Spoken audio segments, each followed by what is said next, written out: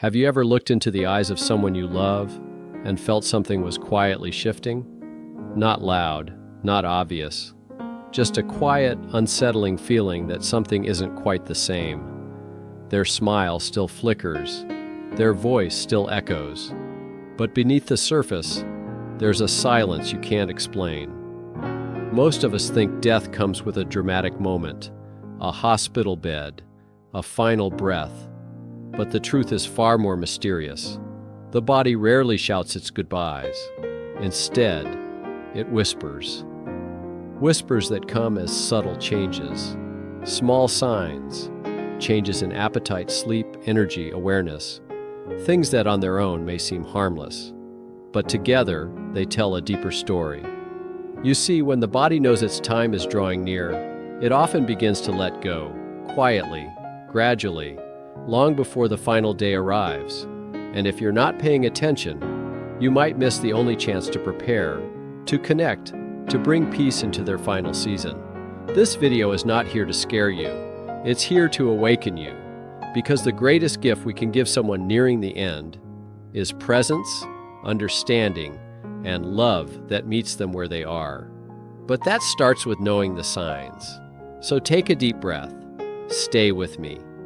Because what you're about to learn may not only help you say goodbye, but make every moment that remains count.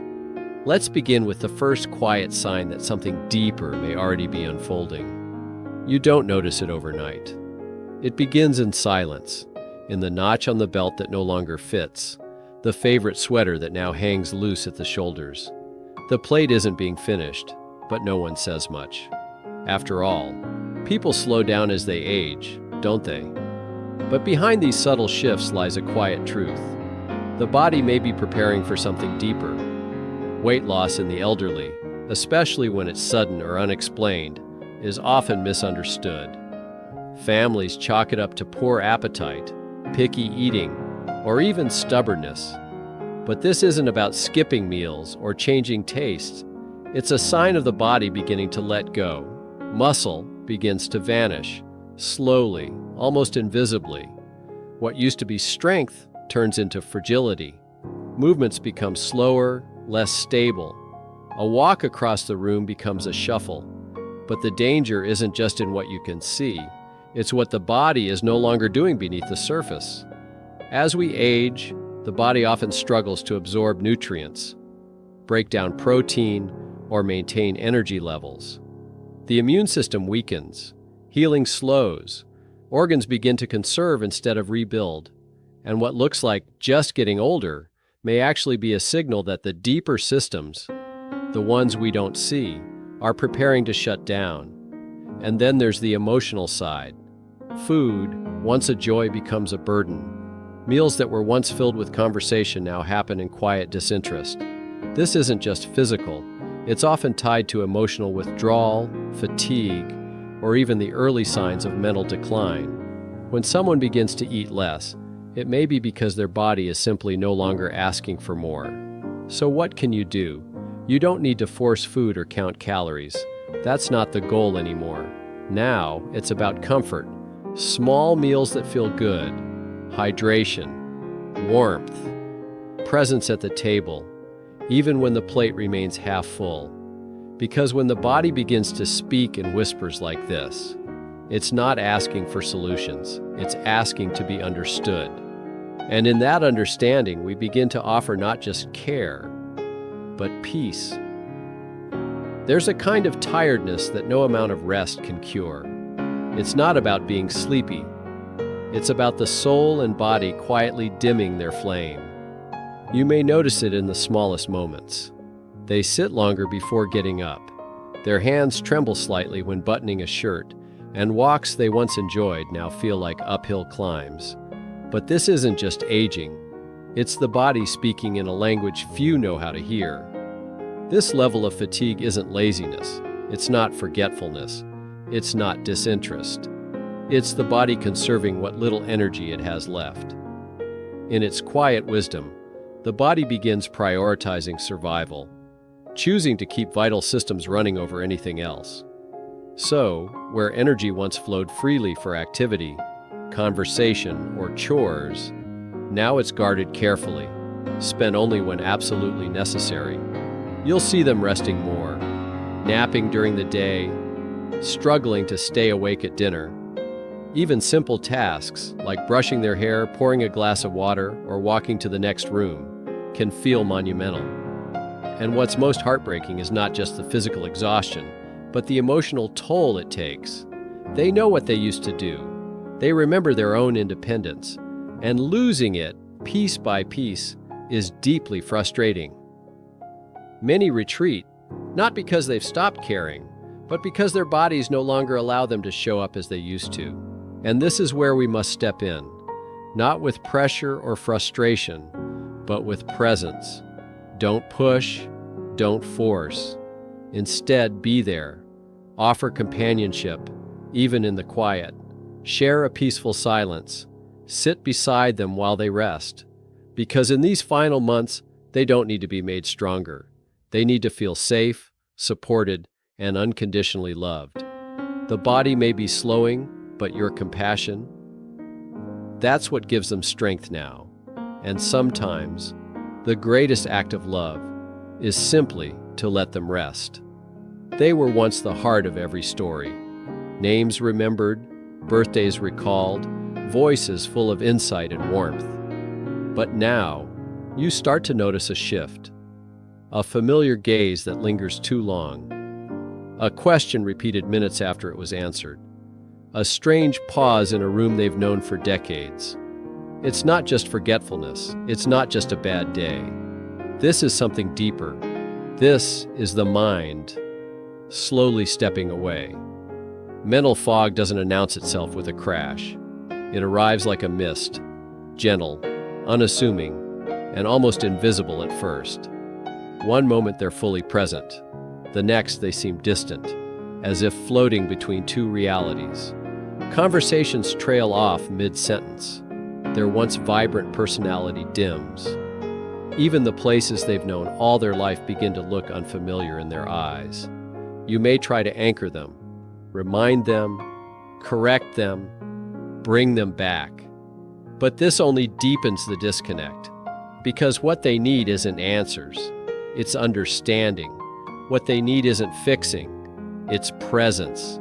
Their silence is not a wall, it's a language, a soft withdrawal that says, "I'm trying, but I'm tired." Their confusion isn't rejection, it's the brain asking for grace. In these moments, the greatest act of love isn't speaking, it's sitting quietly beside them, holding their hand without expecting clarity, letting them exist exactly as they are, without needing to explain or perform. This kind of fading hurts, not because they forget you, but because you remember them, who they were, who they still are underneath it all. And that's what you hold on to. Because even in confusion, love still lives. Even when words vanish, the soul remembers warmth. Don't chase what's slipping. Cherish what remains. Be the calm in their storm, the steady light when their world blurs. Because in the end, when the mind begins to retreat, your presence, gentle, patient, and full of love, is the most powerful thing you can offer. They used to bounce back from everything. A minor cold, a small cut, even the flu. It was never more than a few days of rest. But now, the bounce is gone, and what used to heal in days lingers for weeks.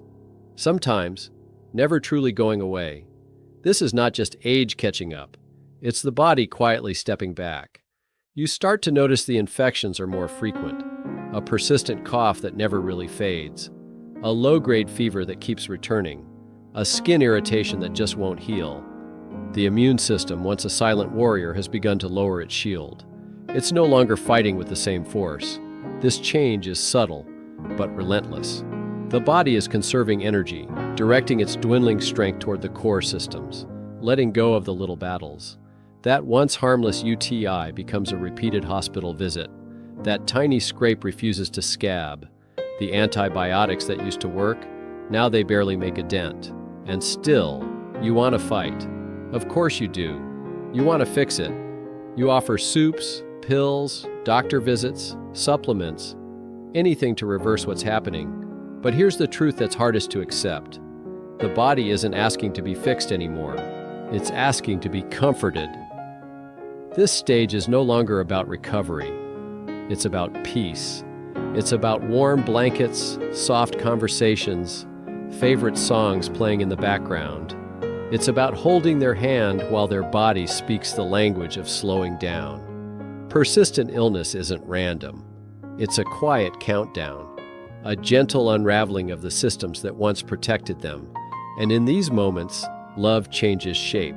It stops rushing to rescue and instead learns to rest beside, to be present, to simply say, "I'm here, you're safe, you're not alone." That is the medicine they need most now. At first, it's easy to dismiss. Maybe they're just tired, you think. Maybe it's the weather. But then the pauses between breaths grow longer. Shallow inhales replace full ones. The rhythm you've heard for years, the rise and fall of their chest, begins to change.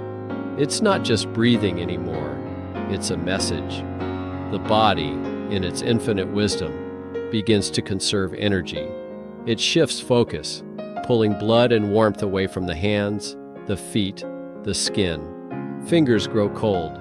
Feet lose their color. A bluish tint appears, not from cold air, but from the slowing tide within. These are the quiet alarms of a heart that's beating more slowly, of lungs that can no longer keep pace. Lying flat becomes unbearable. You may find them propped up, pillows tucked behind their back, not because it's comfortable, but because it's the only way they can breathe without drowning in exhaustion. Sometimes there's a faint rattle, a gurgle deep in the throat, not from illness, but from fluid settling where the lungs can no longer clear it. You'll want to fix it, to help, to call for oxygen or medicine. But in this moment, the greatest gift you can offer is not urgency, it's peace.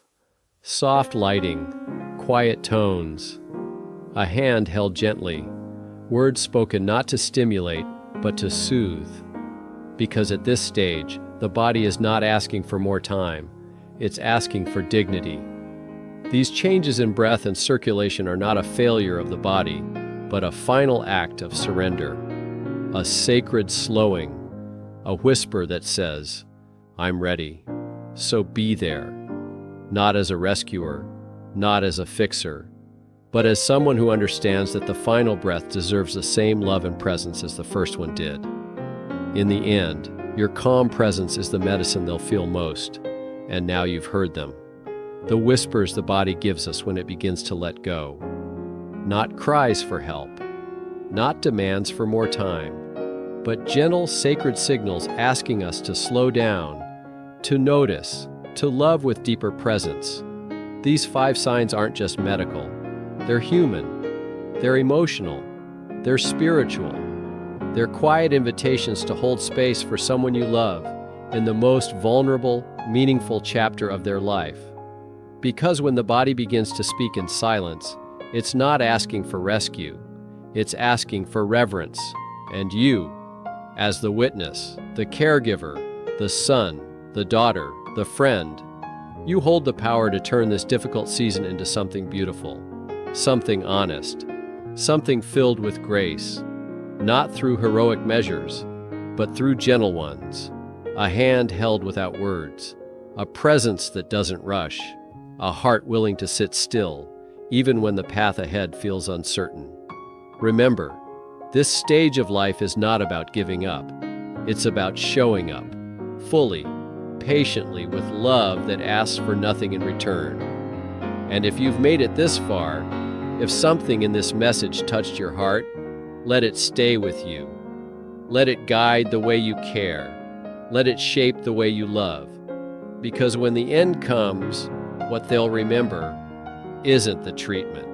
It's the tenderness, not the solutions, but the stillness. If this video helped you, please take a moment to like, comment, or share it with someone who may need it. Your story, your presence here, it matters. And if you want more content like this, real, compassionate, and rooted in elder wisdom, subscribe and turn on notifications. We're walking this journey together. Until next time, stay present, stay soft, stay human.